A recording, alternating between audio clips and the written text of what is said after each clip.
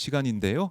오늘도 어김없이 신용환 지방시대위원회 부위원장 함께합니다. 안녕하십니까? 네, 안녕하세요. 네. 신용환입니다. 반갑습니다. 네, 반갑습니다. 저희가 힘차게 좀 하루를 열어야 되는데 좀 네, 화가 나는 뉴스만 계속 지금 나오고 있는 것 같아요. 예. 박성재 전 장관, 황교안 전 총리 예. 영장이 다 기각이 됐습니다. 어떻게 이럴 수가 있냐 생각이 들고 먼저 박성재 전 장관 얘기를 좀 해보죠. 지금 기각을 하면서 뭐라고 판사가 얘기했냐. 남세진 영장전담 부장판사인데 종전 구속영장 기각 결정 이후 추가된 범죄 혐의와 추가로 수집된 자료를 종합해봐도 여전히 혐의에 대한 다툼의 여지가 있어서 불구속 상태에서 충분한 방어 기회를 부여받을 필요가 있다고 판단된다. 이렇게 했습니다. 네. 특검이 여러 가지 보강을 해서 추가로 수집을 하고 자료도 열심히 냈는데 그래도 충분한 방어 기회 부여받을 필요가 있다. 다툼의 여지가 있다. 네. 이런 판단. 힘차게 열어야 되는데 이제 화가 나니까 화가 나는. 더 힘을 내야죠. 더 힘을 내야죠. 네, 이제 뭐 서초동도 가고 예. 더 힘을 내야죠. 아마 그 다시 또 끌어오르는 임계점들, 예. 그 분노의 임계점이 기존에 탄핵할 때의 분노와는 또 완벽히 다른 분노입니다. 지금 그 처음에 이제 영장 전담 판사들에 대한 이야기가 있었죠. 네. 세 명. 그 수원 3인방. 수원 3인방과 다른 사람이다 했지만 대법원 및 법원 그들도 검사 동일체처럼 동일체인가요? 큰 틀에서 상당히 걱정하던 게 있습니다. 예. 딱 한 단어죠. 위법성에 대한 인식. 지난번부터 논란이 됐던 네네. 그 부분. 왜 이렇게 그에 대해서 집착할까? 간단했죠. 조의대 대법원의 그날 밤 12.3 내란의 밤 결국에는. 긴급 회의. 네. 법관들 같은 경우는 우리가 상식으로 그렇게 긴밀하게 긴박하게 다 모이기 쉽지 않은 상대적으로 직업상 상대적으로 행정각부는 늘 비상사태 이런 거에 대비하는 것도 있는데 법원은 좀 그런 면에서는 상대적으로 좀 다른 영역에 있었잖아요. 그랬는데 00시 33분 뭐 회의하는 내용 이런 것들이 이제 언론지상에 나와 있잖아요. 네. 실제. 그러면 이게 위법성 인식이라는 것은 다분히 주관적일 수 있잖아요. 그렇죠. 위법성 내가 이게 위법했다 아니다 잘 몰랐다 등등등은 주관적일 수 있는데 결국 논리적 귀착점 종결점을 보면 대법원도 위법적인 건 줄 모르고 일단 회의를 열고 대비를 했다. 통상적인 업무 범위 내에 있다. 이 주장. 부분으로 가기 위해서 네. 계속해서 거기에 가장 결정적인 역할 길목에 있는 게 박성재죠. 네. 그래서 이번에도 사실은 제가 이 영장 판결하기 전에 위법성의 인식 때문에 그게 걸린다라는 말씀을 드렸죠. 전적으로 그 부분으로 블로킹을 할 것 같아서 걱정을 했는데 아니나 다를까 그렇게 블로킹이 되네요. 예. 그러니까 도둑이 이제 재발 저리듯이 사법부도 네. 박성재에 대해서 만약에 구속을 하고 이 위법한 것을 인정하게 되면 우리도 걸려가지고 가는 거 아니야? 네. 이런 생각. 네. 자신들이 어떻게 보면은 이 당사자이란 생각을 해서 그런 것인지 박성재가 어떻게 보면은 가장 연결고리로서 위법성 인식 여부에 대해서는 박성재 장관의 구속영장 발부 여부가 크기 때문에 이걸 지난번 박정훈 판사도 그렇고 이번에 남세진 판사도 그렇고 어떻게든 막아내야 된다 그런 생각을 사법부에서 하는 게 아니냐. 네, 왜냐하면 이제 계속 그 통상 업무라는 표현을 일부러 해요. 박성재 씨 측에서 통상 업무. 그러니까 위법성의 인식은 없고 내가 비상적인 어떤 상황이 왔을 때는 통상적으로 우리는 매뉴얼에 의해서 뭘 한다. 네. 이렇게 이제 주장을 하는 거잖아요.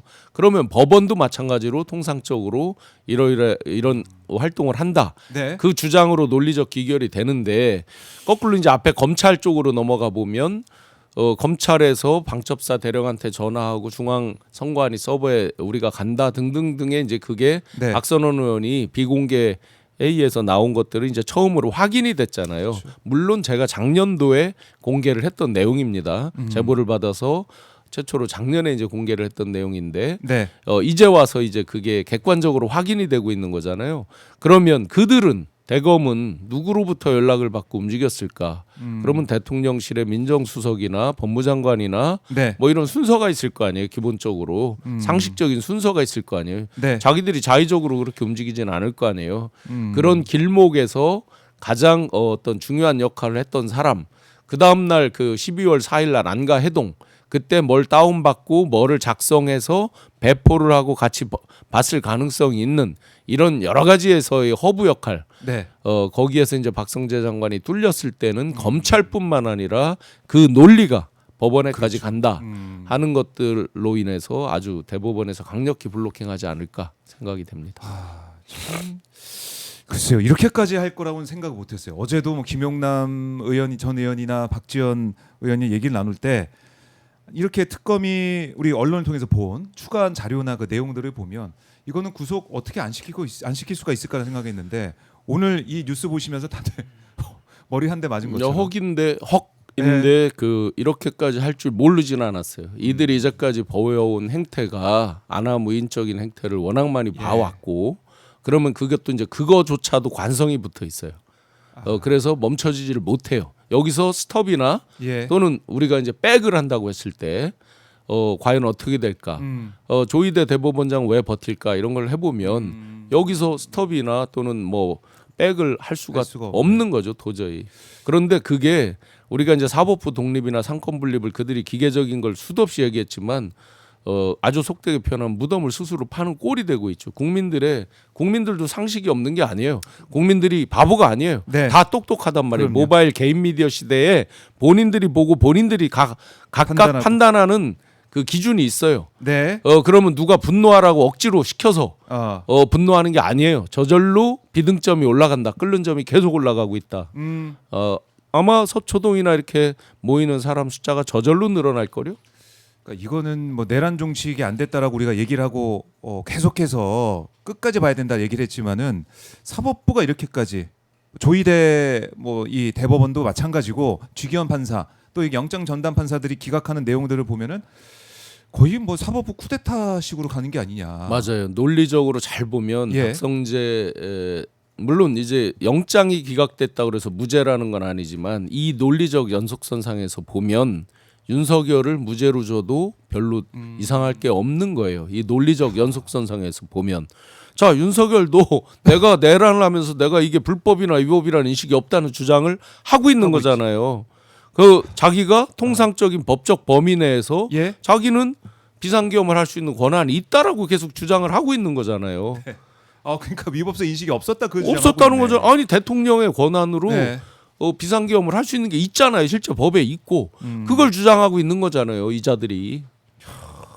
그러면 그거에 대한 평가의 문제인데 평가의 문제에서 법관 한두 사람에 의해서 역사의 물줄기가 완전히 바뀔 수 있는. 그러니까 이 사람들은 이게 정말 내란 그리고 국민 가슴에 총칼을 겨눴다 이런 기준이 아니에요. 통상의 그냥 사건으로 보는 그런 느낌이에요. 느낌이. 그래서 내란 특판이 필요하다고 강조를 하는 거고 저희는. 이게 징조가 계속 나타나고 있어요. 네. 박성재 특히 두 번 통해서 윤석열 모습을 좀 계속 보여드리고 있는데 저 표정 저희 뭐 신문하는 때 그 모습을 좀 보여드리고 있지만은 계속 이런 주장을 펼치면서 결국 재판부에 뭐 사실상 이 모르고 있었다 윤석열의 주장을 또 이 영장 전담 판사들이 보여줬던 그 논리 그대로 똑같이 주기현 판사가 결정 내릴 수도 있다. 이들이 이렇게까지 버티는 그 심리적인 배경, 뭐 자기들 뭐 이제 법리적으로 빠져나가려고 하는 그런 노력이 이제 본능이라고 보자고요. 누구든지 범죄자도 마찬가지라고 일단은 치부를 하더라도 과연 뒤에 마지막에 믿는 구석이 없으면 저렇게까지 할 수 있을까? 의구심이 많이 들죠. 그런데 저는 답은 간단하다고 봐요. 지금은 수도 없는 사람들이 감추기 위해서 노력을 여전히 많이 하잖아요. 그러니까 우리가 내란은 진행 중이라고 하지만 만약에 윤석열이 중형이 만약에 선고가 된다 또는 그런 상황이 완벽히 와 있다라고 봤을 때는 나머지 사람들은 뭐하러 버텨요. 버티는 이유는 뭐예요? 자기들은 그들이 주장하듯이 자기들은 억울하다는 거 아니에요. 다 억울하면 윤석열한테 엎어 씌워요. 그렇죠. 시키는 대로 했다는 거 아니에요. 자기들은. 상식적인데. 그러니까 지금 이제 우리가 저 대장동 재판도 보면 유동규도 마음이 흔들릴 거다라고 여러 징후들이 보여지는 거잖아요. 마찬가지죠. 한덕수를 포함하여 다 나중에 되면 코너로 몰리면 다 윤석열이 해서 할 수 없이 내가 했어요라고 나올 사람 부지기수입니다. 그들이 왜 부지기수라고 보느냐? 비겁하기 때문에 지금까지 버틴 거예요. 양심에 겨우면 버틸 수가 없죠. 그렇죠. 그럼 비겁한 사람들이 어느 순간이 오면 그 어느 상황을 넘어서면 당연히 저 사람이 시켜서 내가 어쩔 수 없이 했어요. 나도 억울해요. 그렇게 나오겠죠. 보나마나. 지금처럼 감추는 게 아니라. 네. 그렇게 뭐 양심 고백을 하면서 목소리를 낼 텐데 그런 게 아니고 있고. 그러니까 윤석열 입장에서도 지금 이 박성재 전 장관의 영장 기각 소식을 듣고 좀 속으로는 굉장히 좋아하고 있을 거라 생각도 들고요. 뭐 엄청난 쾌재를 불렀겠죠. 이제 저 논리로 나도 방어를 해야 되겠구나라고 하겠죠. 김용현도 마찬가지고. 김명현도 마찬가지고. 네. 이거 사법부가 이렇게 애를 먹이고 국민들을 힘들게 할 줄 몰랐네요, 진짜. 그러니까 아까 이제 무덤을 스스로 판다라고 네. 말씀드리는 게 사법부의 사법권의 독립이나 상권 분립의 정통성은 입법부와의 대립에서 나오는 게 아니죠. 국민으로부터 나오는 거죠. 주권자인 국민으로부터 네. 간접 위임을 받는 거죠. 음. 직접 위임이라기보다는 간접적 위임이죠. 직접적으로 자기들이 선거를 통해서 선출된 건 아니니까. 네. 그런데 그 국민이 지금 열불이 터지고 있다. 음. 그 열불이 터지는 국민의 숫자가 점점점 비율이 늘어나고 네. 있다. 그러면 그 정통성은 점점점 떨어진다. 아마 지금쯤 여론조사해 보면요, 네. 사법부 불신. 대체로 불신되는 그 권력기관들 순서가 있었잖아요. 우리가 전통적으로 이렇게 불신되는 국회가 제일 많이 네. 떠올랐고. 예. 그런데 검경 등등이 이제 하위권에 상대적으로 하위권에 있고 있었고. 법원은 상대적으로 좀 높은 편이었죠. 맞아요. 비교해 보면은 아마 법원은 지금 해보면 경찰보다 밑에 있을 가능성이 꽤 높죠. 네. 그래서 내란 전담 재판부 이게 중요하다는 말씀을 계속 해왔는데 네. 다시 한번 필요성을 우리가 확인했고